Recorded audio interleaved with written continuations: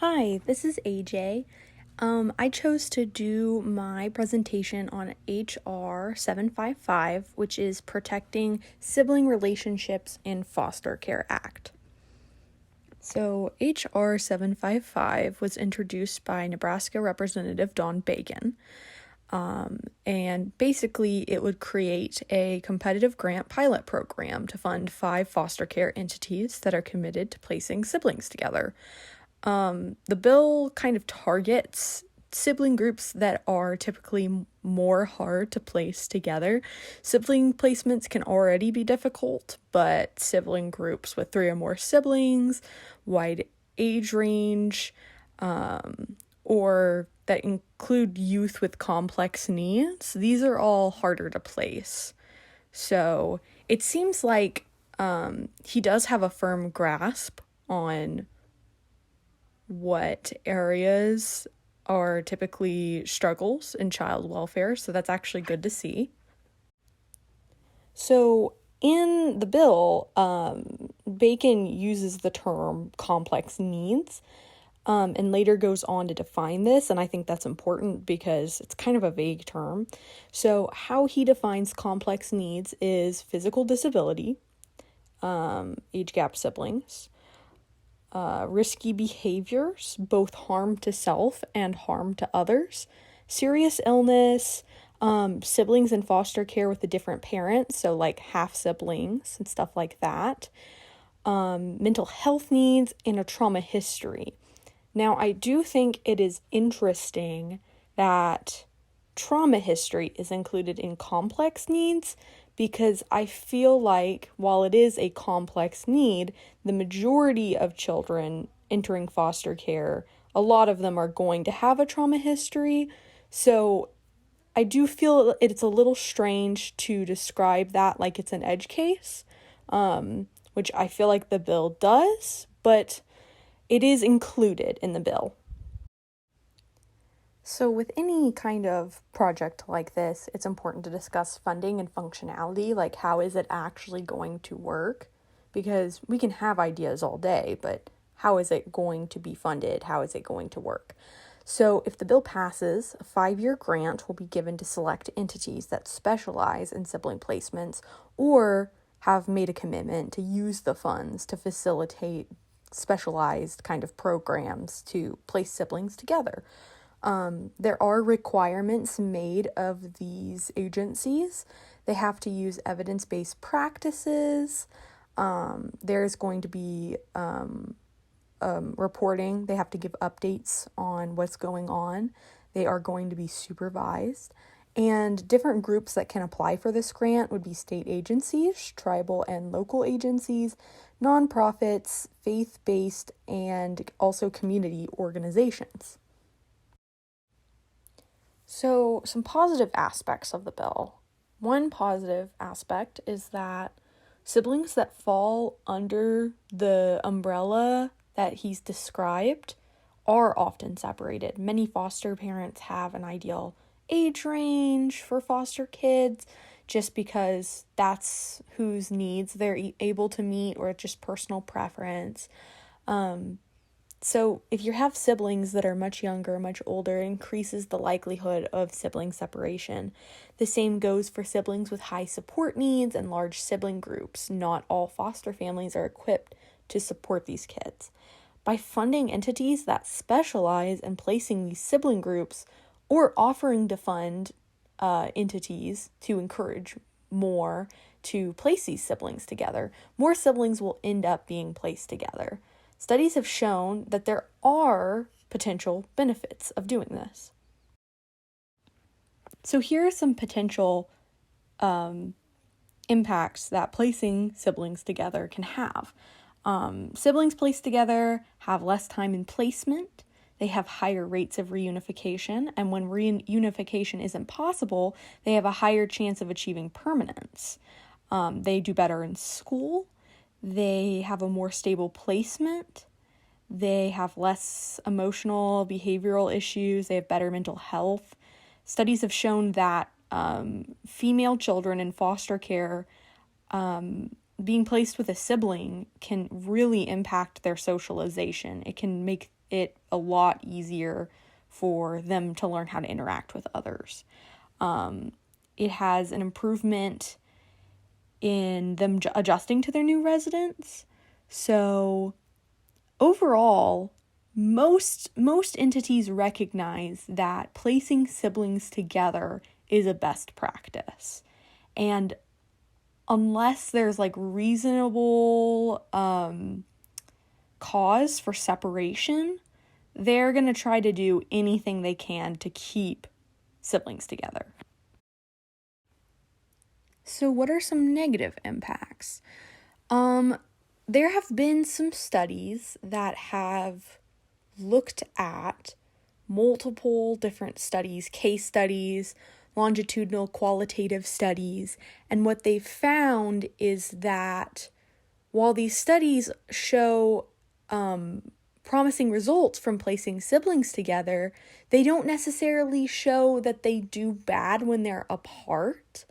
There's research to suggest that what is important isn't necessarily keeping them together, but keeping it consistent. So not placing siblings together and then putting them apart and then putting them back together again, or placing them apart and then putting them together again.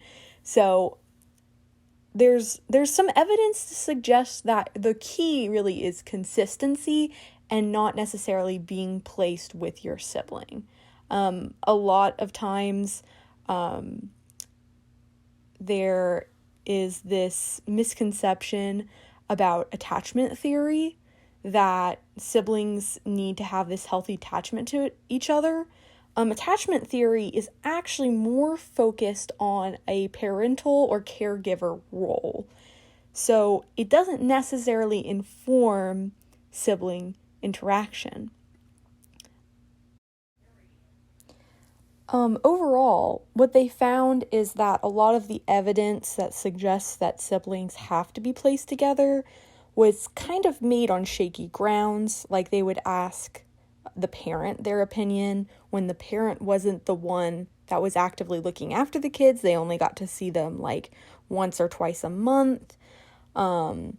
They also said that there are some studies that suggest that placing siblings together can be a negative thing. It can cause behavioral issues, and it can cause further stress on the siblings, especially if one sibling took on a caregiver role and feels the need to continue that. Placing them apart can be beneficial for a caregiver sibling because they can have some time to actually be a kid and not have to worry about taking care of someone else. So overall, it's kind of easy to see that if siblings have a negative relationship, it can cause mental health issues, it can cause behavioral problems. Basically, it can be an extension of what other issues were going on at home, right? So this bill has a specific section that puts emphasis on placing siblings together who are at risk of harming themselves or others. And I thought that was interesting because whenever we talk about placing siblings together within reason, that's one of the things that's often included within that reasoning for separation. Because let's say there's a sibling who's always trying to attack and harm the other sibling, or they might have sexually assaulted a sibling in the past. That's going to be grounds for separation. But the bill cites this as one of the examples of complex needs.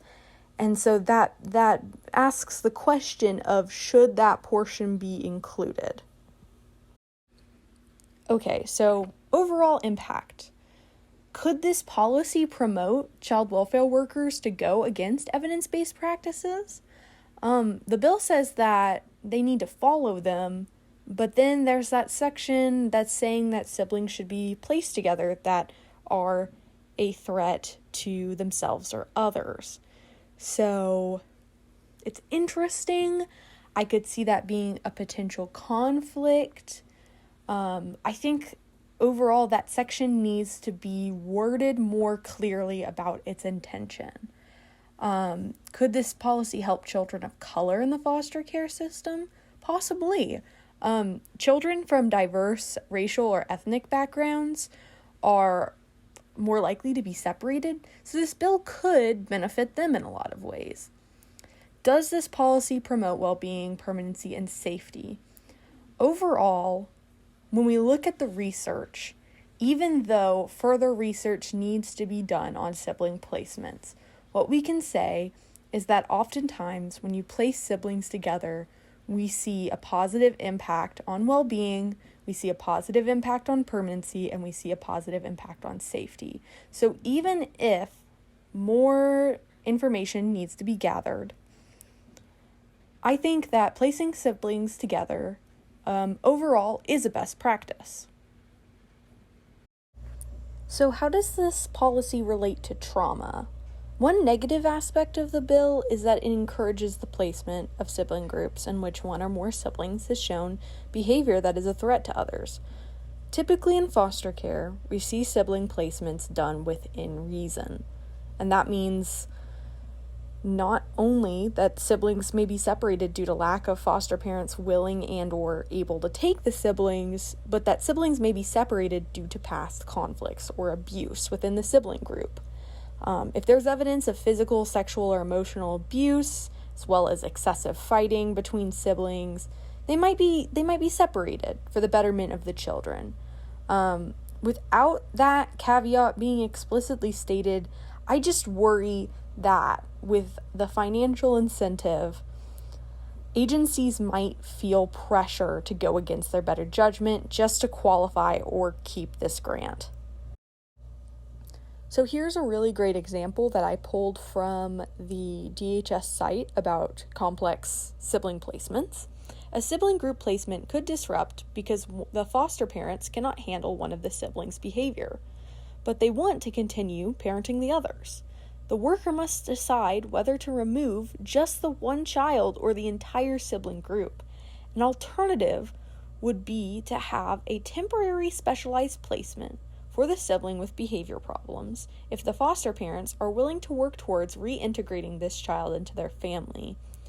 So when a child welfare worker is going into a scenario like this, they have to think about what is best for the kids, what are best practices, and what is realistic.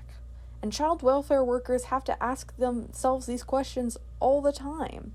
So I think it's important for us to give them the discretion to make these kind of informed choices with all parties involved.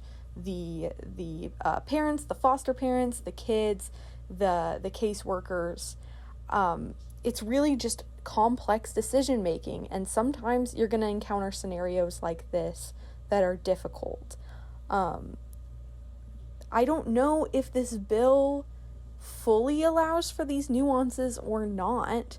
It would kind of we would just have to see how it played out, I suppose. So to conclude, while this policy does need some slight amendments, some clarification here and there, I think that this policy would most likely have a positive impact on child welfare. Overall, I can say that placing siblings together does seem to be a promising move, and that if agencies had more funding, they could do this more often. So personally, I support this bill, even though it may not be completely perfect.